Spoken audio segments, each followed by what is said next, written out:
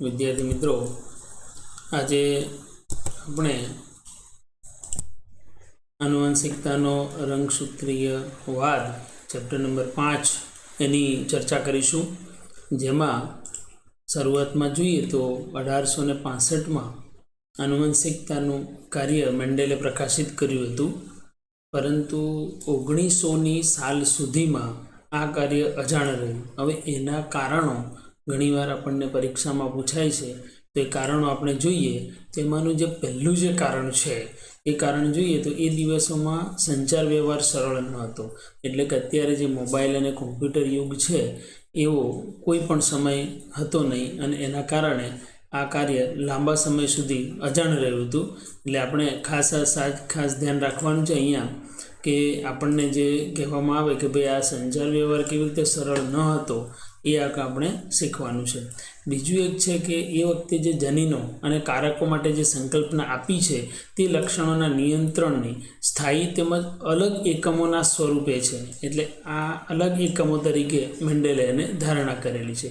તેના નિયંત્રણની જે સંકલ્પના અર્થાત એલેલ જે લીધા હતા વૈકલ્પિક કારકો જે એકબીજા સાથે સંમિશ્રિત થતા નથી, આ બાબત સમકાલીન વૈજ્ઞાનિકોને સ્વીકાર્ય ન હતી, કારણ કે તેઓ પ્રકૃતિની વિવિધતા રૂપે પરિચિત હતા, અને એના કારણે કદાચ આ હોઈ શકે એવું આપણને લાગે છે. એટલે આપણે આ ખાસ એક ધ્યાન રાખવાનું છે, એટલે તમને તરત જ ખ્યાલ આવી જશે કે આ શું છે. બરાબર. હવે ત્યારબાદ જોઈએ આપણે આગલું સ્લાઇડની અંદર તો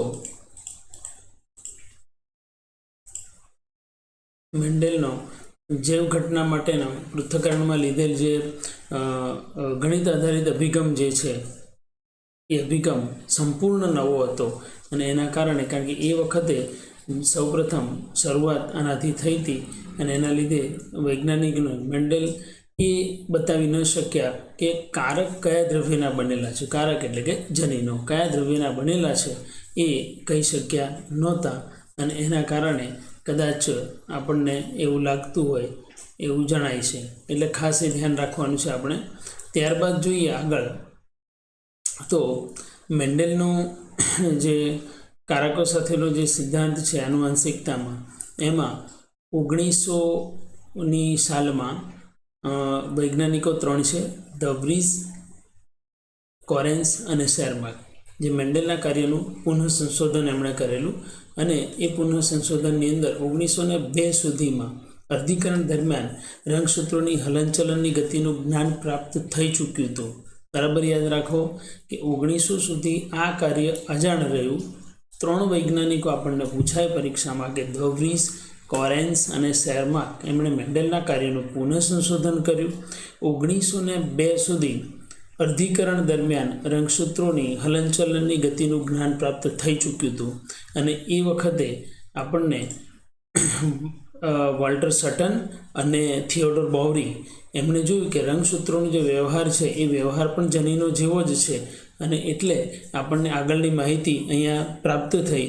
જેમાં આપણે જોઈએ તો અહીંયા જુઓ કે શરૂઆતનું જે રંગસૂત્રો બતાવ્યા છે પીળા સાથે લાલ અને નારંગી સાથે લીલા, તો એ રંગસૂત્રો G1, S અને G2 જે આપણે કોષવાદ જે ભણીએ છીએ આનું, એની અંદર સેલ સાયકલમાં કોષ ચક્રની અંદર જે તબક્કાઓ આવે છે એ તબક્કાઓની વાત કરીએ અહીંયા તો દ્વિસૂત્રીય અવસ્થા પહેલી જોવા મળે છે, જેમાં રંગસૂત્રો જોડીમાં ગોઠવાય છે. અહીંયા એકલ સૂત્ર હોય G1માં, Sમાં એ ડબલ થાય. બરાબર. અને G2ની અંદર એ જોડમાં આપણને દેખાશે જે દ્વિસૂત્રી આમ હોય છે, ચતુસૂત્રી પણ દેખાય છે દ્વિસૂત્રી. તો દ્વિસૂત્રી અર્ધીકરણ એક ભાજનોત્તર અવસ્થાની અંદર જોવા મળે. અર્ધીકરણ 2 જે ભાજનોત્તર અવસ્થા છે એમાં રંગસૂત્રો એકબીજાથી દૂર ખસતા જાય, એટલે અહીંયા આખાને આ બંને બ્લોક એકબીજાથી ધ્રુવ તરફ ખસતા જાય, અને છેવટે એકમાંથી જે 4 કોષો બન્યા એ 4 જનન જે કોષો છે એમાં અહીંયા જુઓ તો પીળા સાથે લાલ અને પીળા સાથે લાલ આ રીતે રંગસૂત્રો પાછા છૂટા પડે છે. એટલે અહીંયા જતાં અર્ધીકરણ થતાં રંગસૂત્રોની સંખ્યા કોષમાં અડધી થઈ જાય જાય છે અને એવું જનીનો માટે પણ મેન્ડેલે ધારણા કરી હતી. એટલે આ 3 વૈજ્ઞાનિકો જે છે, આ વોલ્ટર સટન અને થિયોડોર બોવરીએ જે આપણને જે સમજ આપેલી છે એને જો ધ્યાનથી તમે જોશો તો એક ચાર્ટ આપણને આપણી બુકની અંદર આપેલો છે, જેમાં સરખામણી આપણે કરેલી છે કે રંગસૂત્રોનું કોલમ કયું ગણાશે અને જનીનોનું કોલમ કયું છે. તો તમારે રંગસૂત્રોનું કયું કોલમ જનીનનું પ્રતિનિધિત્વ કરતું હોય છે, તો અહીંયા એ જે છે એ રંગસૂત્રો અને બી એ જનીનો જો જોડમાં હોય છે, બંને જોડમાં હોય છે. જન્યુ નિર્માણ દરમિયાન એવી રીતે વિશ્લેષણ પામે છે કે જન્યુઓની પ્રત્યેક જોડમાંથી માત્ર એક જ જન્યુમાં પ્રવેશી શકે છે, એ વાત પણ સાચી છે. તો અહીંયા જન્યુ નિર્માણ દરમિયાન વિશ્લેષણ પામે અને જોડમાંથી માત્ર એક જ જન્યુને પ્રાપ્ત થાય, એટલે બંને માટે કોમન વાત અહીંયા આપણને જોવા મળશે રંગસૂત્ર અને જનીનમાં. ત્રીજું જોઈએ કે અલગ અલગ જોડ એકબીજાથી સ્વતંત્ર રીતે વિશ્લેષણ પામે છે રંગસૂત્રમાં.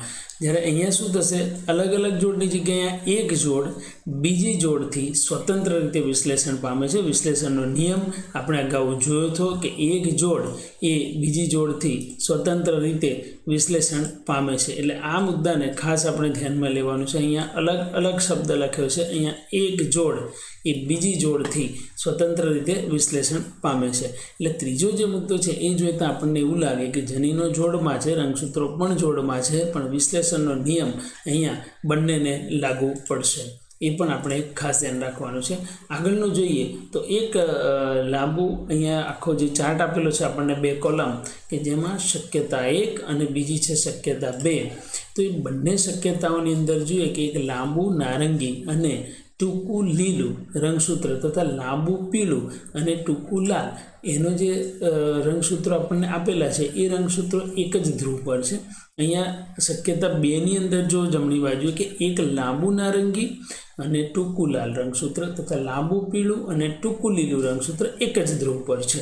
હવે અહીંયા અર્ધીકરણ 1ની ભાજનોત્તર અવસ્થાની અંદર આપણે જોઈએ, કારણ કે ભાજનોત્તર અવસ્થામાં રંગસૂત્રો એક જ સીધી લીટીમાં હોય છે, એટલા માટે મિત્રો અહીંયા ભાજનોત્તર અવસ્થા લીધી છે. ભાજના પછીની અવસ્થા છે ભાજનોત્તરા.